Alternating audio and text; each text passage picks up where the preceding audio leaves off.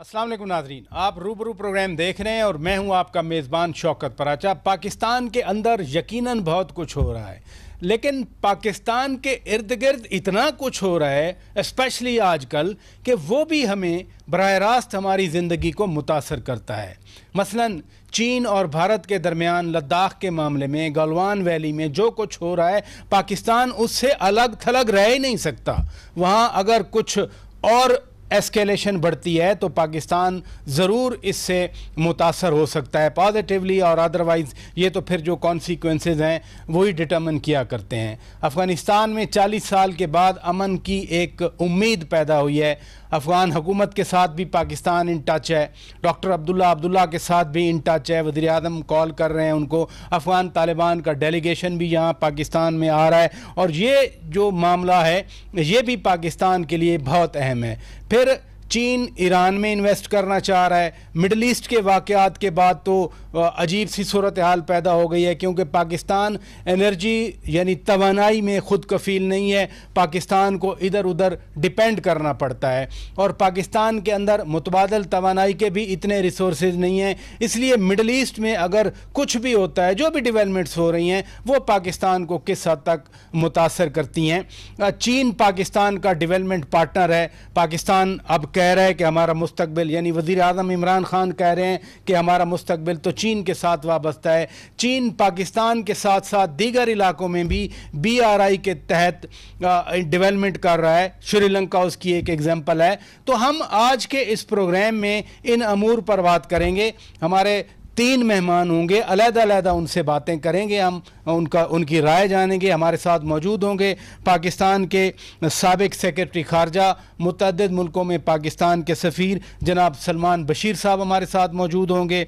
उनके अलावा इटली के पाकिस्तान के अंदर मौजूद सफ़ीर आंद्रे फेरारेसी वो हमारे साथ इस प्रोग्राम में मौजूद होंगे और प्रोग्राम के तीसरे सेगमेंट में पाकिस्तान में तैनात श्रीलंका के high commissioner vice admiral Mohan Wijewickrama हमारे साथ मौजूद होंगे। प्रोग्राम का बाकायदा आगाज़ करते हैं साबिक सेक्रेटरी खारजा सलमान बशीर साहब के साथ। अस्सलाम वालेकुम एक्सेलेंसी।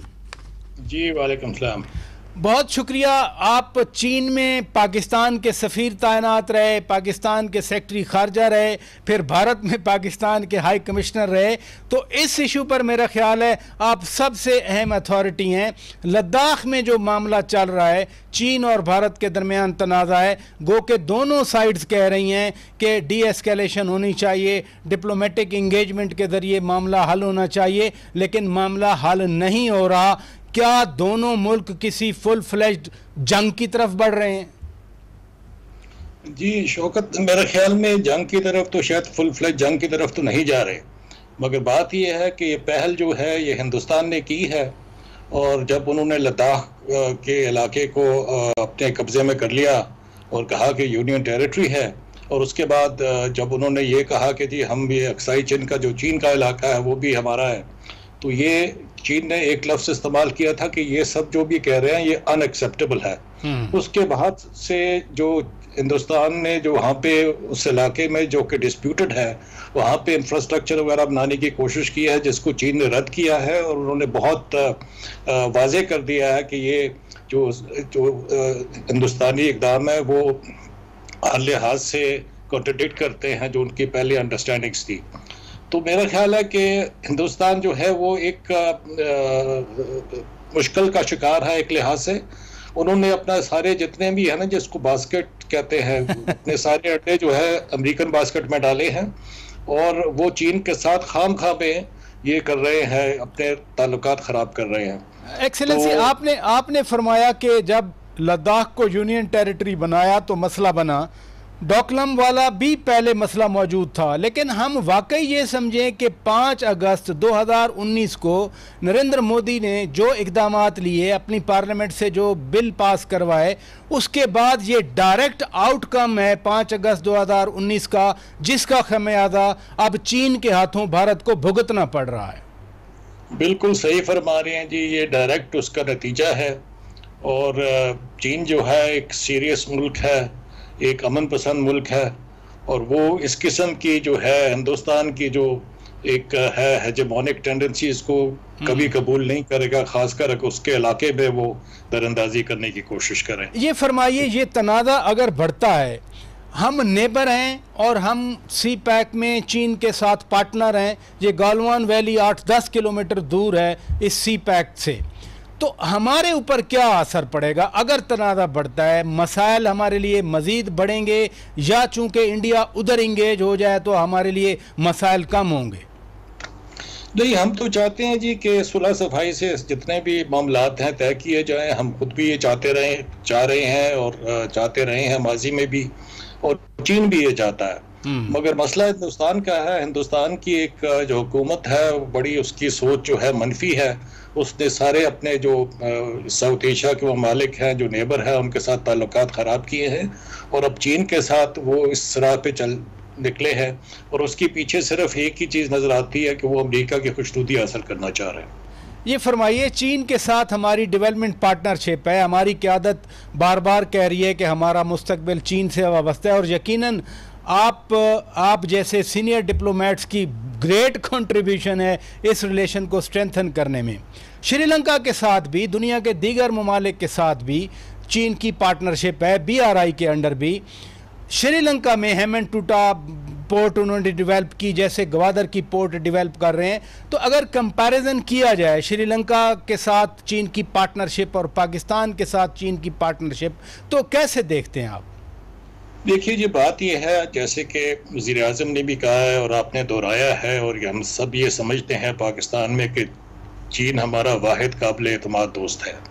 चीन की बहुत ज़्यादा कंट्रीब्यूशन है पाकिस्तान की डेवलपमेंट में और पाकिस्तान की सिक्योरिटी की निस्बत से, इसमें कोई शक की बात नहीं है। ये जो प्रोपेगेंडा है, चाहे हम बंदोता पे है या और BRI के ख़िलाफ़ प्रोपेगेंडा जो इस वक्त चलाया जा रहा है, ये सब प्रोपेगेंडा है जियो पोलिटिकल ग्लोबल कॉन्टेक्स्ट में, और मेरे ख्याल में हमें उससे गुमराह होने की या उस पर इवन सोच लगाने की भी ज़रूरत नहीं है। ग्वादर का जो पोर्ट है ये कमर्शियल पोर्ट है। चीन ने ये नहीं कहा था कि हम आपके लिए ग्वादर बनाएंगे। हम खुद, जब मैं था चीन में सफीर था, तो हम खुद उनके पास गए, ये मुशर्रफ साहब के दौर की बात जी जी, और हमने कहा कि ये ग्वादर पोर्ट डेवलप करें हमारे लिए, और उन्होंने बड़ी सोच विचार करके उसके बाद उन्होंने हामी भरी, और उन्होंने काफ़ी हमें इसमें इक्तिसादी तावन भी हमारे साथ किया, काफ़ी कंसेशनल लोन्स वगैरह भी दिए। तो अगर वो कुछ हमारे लिए अच्छा काम कर रहे हैं तो हम इसमें क्यों खामखा कुछ शुबहात के उसमें रहें। ये बड़ी ज़बरदस्त आपने बात की। इवन जो श्रीलंका में हेम्बनटोटा पोर्ट के बारे में प्रोपेगेंडा किया जा रहा है, आपने वो भी वादे कर दिया। नाजरीन, कुछ देर में जब श्रीलंका के high commissioner Mohan Wijewickrama हमारे साथ मौजूद होंगे तो यकीनन हम ये सवाल उनसे भी पूछेंगे। एक्सेलेंसी, ये फरमाइए, मिडल ईस्ट के वाक़यात हैं, मिडल ईस्ट में रादर जो डेवलपमेंट्स हो रही हैं, ज़ाहिर है वो हमारे लिए इम्पैक्ट रखती हैं। चीन भी ईरान में मैसिवली इन्वेस्ट करना चाह रहा है। पाकिस्तान के अंदर तवानाई के ज़राए नहीं हैं, हम अल्टरनेट रिसोर्सेज यानी मुतबादल ज़राए को डेवलप करने में भी बहुत पीछे हैं। तो जो कुछ इर्द गिर्द हो रहा है तवानाई के हवाले से हमारे ऊपर क्या इम्पैक्ट हो सकता है? मेरे ख्याल में जी, ये पहली बात तो ये समझने की ज़रूरत है कि चीन का विजन क्या है। वो ये ब्लॉक पॉलिटिक्स और अलायंसेस वगैरह में बिलीव नहीं रखते हैं, और आजकल के दौर में ये चीज़ें जो हैं ये आउटडेटेड हो गई हैं। अगर वो ईरान में कुछ इन्वेस्टमेंट करना चाह रहे हैं या उनसे तेल लॉन्ग टर्म कॉन्ट्रैक्ट्स कर रहे हैं तो अच्छी बात है, उनके इंटरेस्ट में है, ईरान के इंटरेस्ट में है। मगर इसके साथ साथ वो सऊदी अरब के साथ भी अच्छे ताल्लुकात रखे हुए हैं और ख्वाह है कि उनके साथ भी उनके ताल्लुकात अच्छे रहें। हमें ये चीज़ मेरे ख्याल में बड़ी वजाहत के साथ समझनी चाहिए। ये जो सोच है कि ये ब्लॉक पॉलिटिक्स है कि जी ईरान के साथ अगर मिल गए तो उसका मतलब है सऊदी अरब नाराज़ या और GCC नाराज़, ऐसी बात नहीं है। हमें भी मेरे ख्याल में बिल्कुल इसी तरीके से तामुल से चलना पड़ेगा। हमारी जो इक़्तिसादी तावन है या जो हमारे स्ट्रेटिजिक रिलेशनशिप्स है, स्पेशल रिलेशनशिप है सऊदी अरब से, उसको भी हमने संभालना है और आगे बढ़ाना है। इसी तरह से क्योंकि ईरान हमारा इमीडिएट नेबर है और उससे हमारा वो गैस पाइपलाइन का भी हमने एक ज़माने में किया था एग्रीमेंट, तो हमें हमारे नेशनल इंटरेस्ट में जो चीज़ है उसको हमें परस्यू करने की ज़रूरत है। और I think that should be the touchstone of our diplomacy and our policies इस ज़मन में। और ये बात सही है कि ठीक है, हमारे पास खुद इतनी एनर्जी के रिसोर्सेज नहीं है, हम डिपेंडेंट रहेंगे सऊदी अरब पे भी और बाकी भी गैस के लिए भी इन इलाकों पे, मिडिल ईस्ट के हमारे हिस्टोरिकली इनके साथ अच्छे ताल्लुकात है। हमें इसको आगे और बढ़ाना है और इसके साथ साथ जो हमारी अपनी है पोटेंशियल उसको भी एक्सप्लोर करना है और डेवलप करना है ऑयल एंड गैस में। बहुत शुक्रिया एक्सेलेंसी सलमान बशीर साहब, साबिक सेक्रेटरी खारजा और पाकिस्तान के सफ़ीर बराए चीन और पाकिस्तान के हाई कमिश्नर बराए इंडिया हमारे साथ बात कर रहे थे। एनर्जी के हवाले से उन्होंने ज़बरदस्त बात की कि न सिर्फ इन दोस्त ममालिक के साथ ताल्लुकात जैसे सऊदी अरेबिया है, इनके साथ ताल्लुकात को आगे बढ़ाना है, बल्कि अपने जो अल्टरनेट रिसोर्सेज ऑफ एनर्जी हैं जैसे विंड एनर्जी है, सोलर एनर्जी है, मसलन दुनिया में इस पर बड़ा काम हो रहा है। इटली की एक लीडिंग पोजीशन बन गई है, गो के यूरोपियन कंट्री है, लेकिन सोलर एनर्जी में वो चौथे, शमसी तवानाई में चौथे नंबर पर गिना जा रहा है। विंड एनर्जी में भी उन्होंने बहुत डेवलपमेंट की है। नादरीन, ब्रेक ले लेते हैं, ब्रेक के बाद जब वापस आएंगे पाकिस्तान में तैनात इटली के सफ़ीर आंद्रे फेरारेसी हमारे साथ मौजूद होंगे। हम तवानाई से ही उनके साथ बातचीत शुरू करेंगे। Stay with us. इस वक्त मेरे साथ मौजूद हैं पाकिस्तान में तैनात इटली के सफ़ीर Andrzej फेरारेसी। Excellency, thank you very much for coming over to my studio and giving this opportunity. Pakistan and Italy, they always enjoyed very good relations. They are friends, both, at the international arena, at the UN, Uniting for Consensus is the group in the UN General Assembly. To begin with, Italy has been a leading actor in the field of energy. For example, if I read profile of your country, you are the fourth largest holder of solar energy and maybe sixth largest holder of wind energy. How is the potential of the cooperation with Pakistan? First of all, thank you very much for this invitation. I'm extremely glad and honored to be here. Good to start with energy. Yeah. As you are very well aware, Italy has not raw materials. We have no oil under our territory. We have a limited amount of gas. So we depend more than 80–85% for our energy from abroad, and also from countries which are not always so stable. Libya is the most enlightening example. So in the last year, it was an obligation and the right choice to try to invest as much as possible in renewable energies. Okay. The government gave incentives. They made special laws to encourage the citizens to invest mostly in solar, aeolic, also all other kind of renewable. There are really some amazing ways of produce energy. And a large part now of our internal production is by renewables. Many families find convenient. For instance, it's with solar panels. Okay. If you pay your normal fee for the energy, you pay in 10 years, you pay the plant. And you have the plant for 25 years. That means having 15 years of energy for free. So this renewable energy, which is wind energy or solar energy, is there any cooperation between Pakistan and Italy going on for further, developing this renewable energy sources? Because we have a lot of sun, we have a lot of heat, in fact, it's all sunny in Pakistan most of the time around the year. We have had important consultations with your competent government agencies, and there is a reciprocal interest because we can provide whatever technology may be necessary here, and we are ready both to bring our companies to study collaborations. So, number one, Italy is ready to cooperate in the renewable energy sources. Absolutely, yes. And your companies are willing to come to Pakistan, invest in Pakistan. Yes. I have the intention when this COVID will be over to organize an important mission in this sector, because the opportunities are there. And also for our public aid, we are financing some pilot programs in some areas, especially where it's more difficult to reach from the national distribution. I see.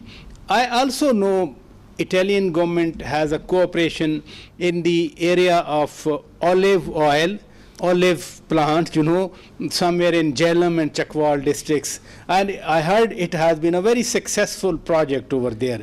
What kind of expansion in this project can be made inside Pakistan?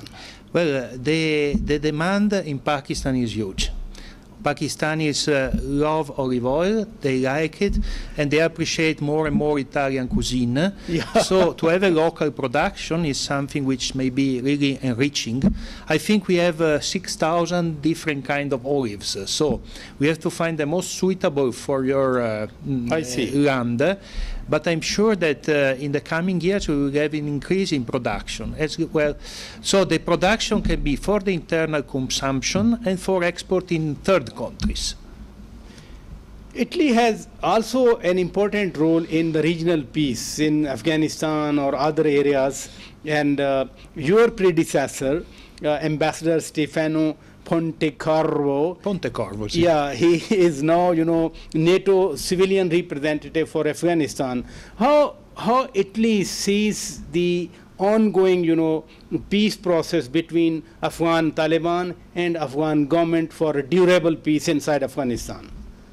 Well, first of all, Italy has been an important actor in Afghanistan for many years. Okay. We have been side by side with our allies and friends, and we considered it important to contribute to the stabilization of Afghanistan, both through a presence of our peacekeepers, okay, and also with an important contribution for public aid.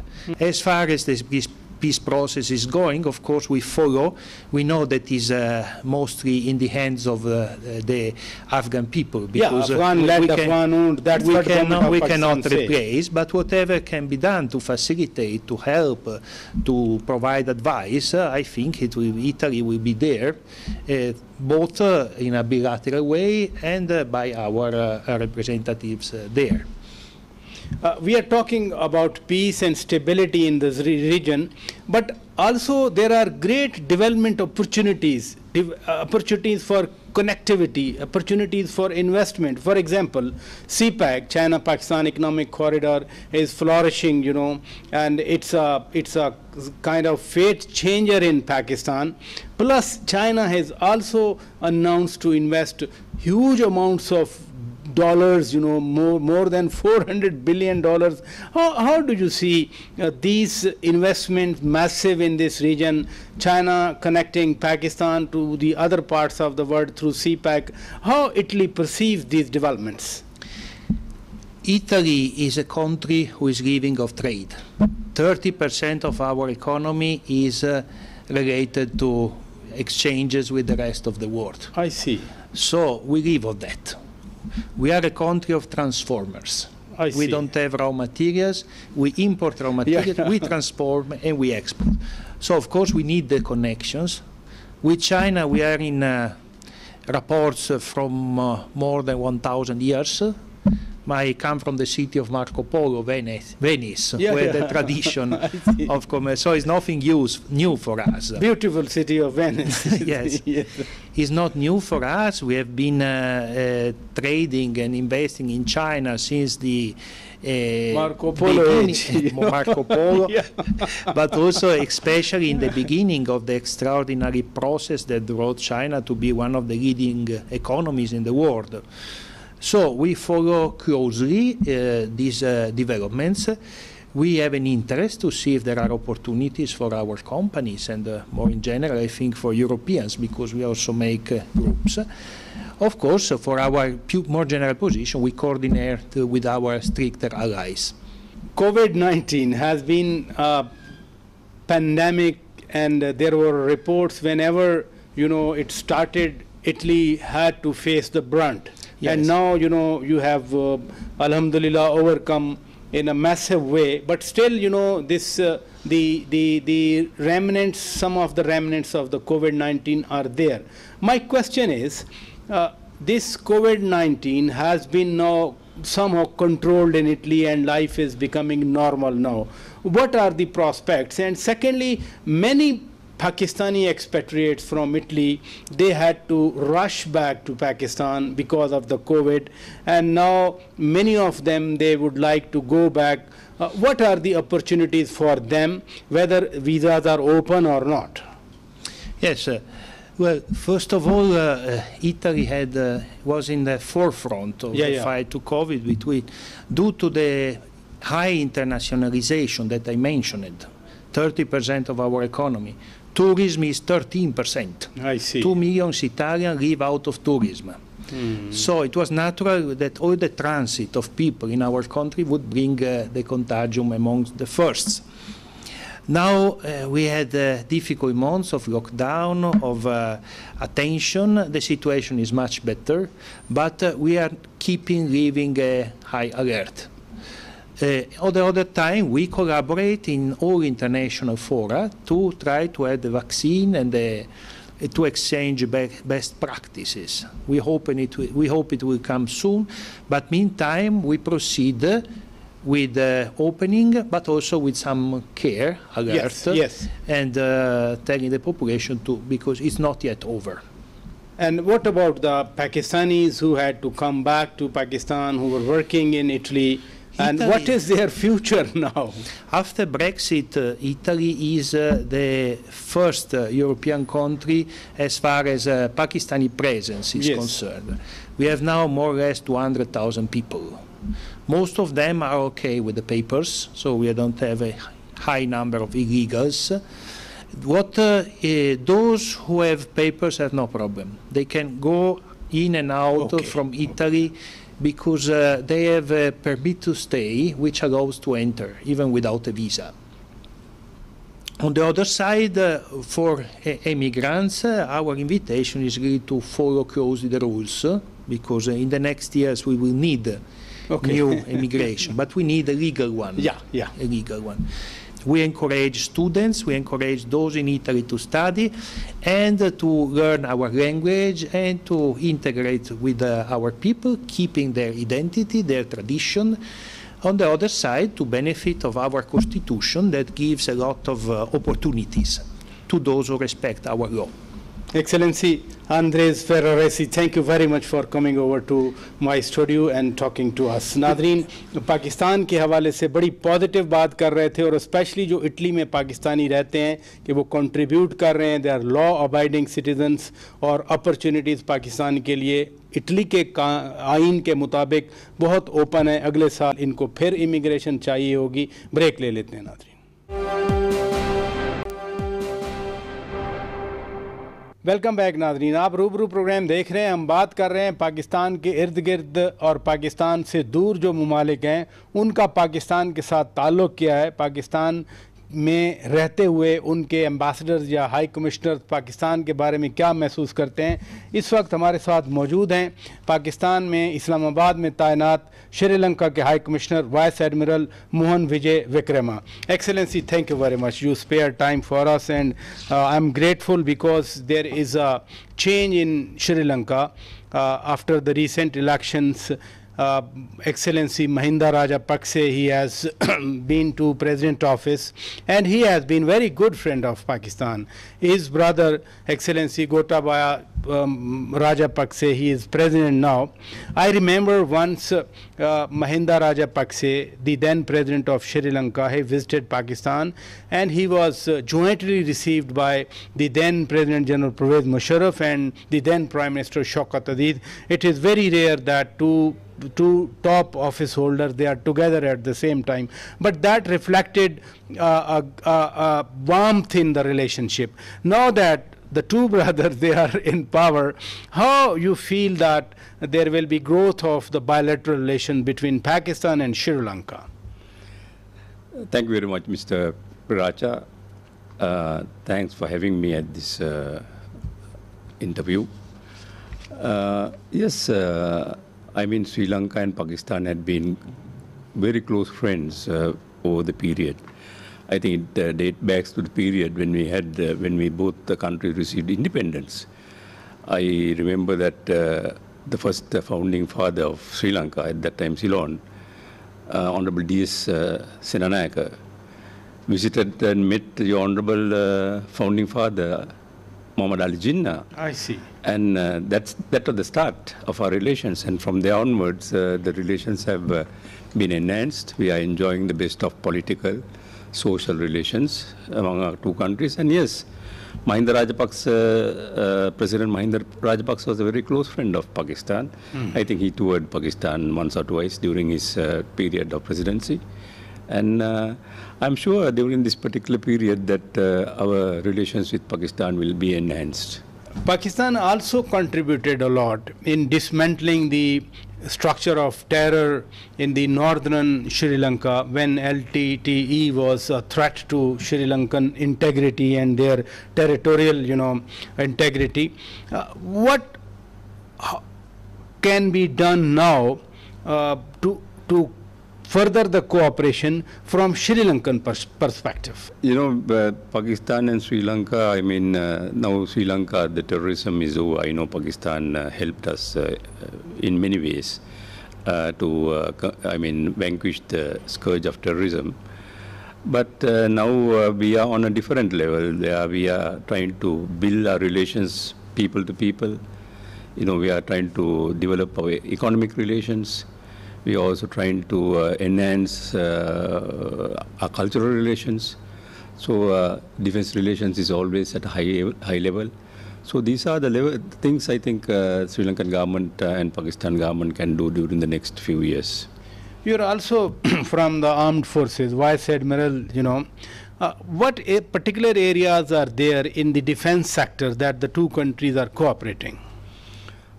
I mean, Sri Lanka is one of the countries which eliminated terrorism, and Pakistan also has done it after. Both countries made a lot of sacrifices, I know, and immediately after the conflict was over, we shared our knowledge and experience with the rest of the world. We had many seminars conducted there. And Pakistan is still a main contributor as far as our training is concerned. Okay. Mostly for higher level training. They do come to Pakistan, all three forces, Army, Navy, Air Force, and at present also we are having some Sri Lankan officers being trained in Pakistan. Even under this COVID situation, it's going on. That's in fact the depth of this relationship. Yes. And Excellency, you talked of cultural relation, you talked of trade relation. In 2005, the two countries concluded FTA. And then, in terms of the cultural relation, there are a lot of sites, sacred sites for Buddhism, like Taxila or Takhtbai or in Swat. So, what are the new initiatives that can bring the people together and your people can have the visit to Taxila, to Takhtbai, to Mingora, to Swat, etc.? To tell you very frankly, one of the initiatives I took, no sooner I took over this particular posting, was to get the whole of Sri Lankan and Pakistan tour groups. Okay. And we had a couple of webinars. And we tried to promote tourism both sides. Okay. Because you must understand Sri Lanka is a tourist destination. It was judged as the most sought out tourist destination in the world in 2019, just before COVID. And that was done by the Lonely Planet. And I was amazed that the tour operators in Pakistan were not very familiar or very educated about what is available in Sri Lanka. Exactly. And the same thing over there. Sri Lankans are not aware of what is available in Pakistan. The beauty, the mountains, your heritage. So certainly these are areas we'll have to develop so that we get Sri Lankan tourists to come here, and you have a large outbound tourism in Pakistan who are not coming to Sri Lanka, but we are trying to encourage some of them to come and spend some time in our beautiful island.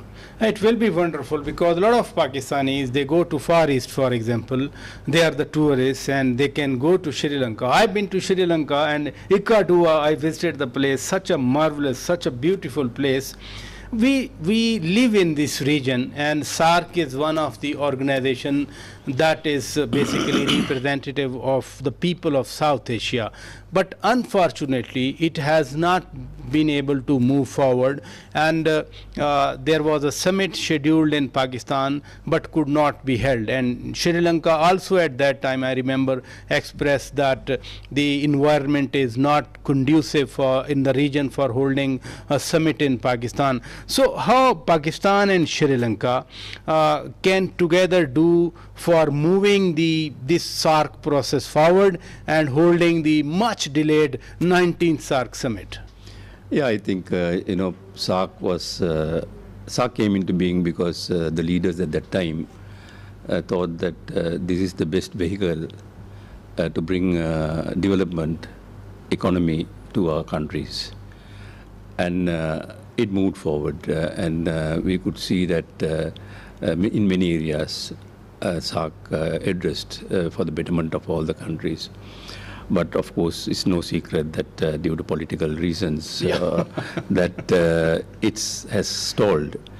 But I think all the people in SAARC, I mean, it's 1/3 the population of the world, 1/4 the population of the world is living here. And if you collect the GDP of SAARC put together, it's more than the GDP of ASEAN. Do you know that? So if we trade among ourselves, right, at least 10% like what ASEAN do, I think all our countries can have a better tomorrow. So this is something which all the leaders in the region must realize, and we must pursue all leaders so that we can get this SAARC moving again. I think it is a necessity for the people in this region. My last question, Excellency. China has been a development partner with Pakistan in terms of CPAC and Gwadar port development. And China has also been a development partner with your great country. Even in Colombo port, they are the partner, and Hemantota port, they are the partner. So what has been your experience while working with China as a development partner? Actually, I mean, there was a notion saying that there is a debt trap of China, which is all nonsense, because our amount of loans taken from China is less than 10% of the total loans taken from outside. Okay. China had been a development partner. I mean, we must accept that no country in the world can assist a country like ours coming out of terrorism, rebuild. We want loans and fundings, and China is one of the countries which come and give it to us without any demands. I mean, they give it, and they see that we develop with them. And we also have the Belt and Road Initiative. Hambantota port and other ports are going to connect up one day, like Gwadar port in Pakistan. So, I mean, China is not a defense partner of us. China is a development partner of our country. Excellency, thank you very much. You spared time for us. नादरीन, श्रीलंका के high commissioner vice admiral Mohan Wijewickrama साहब हमारे साथ बातचीत कर रहे थे.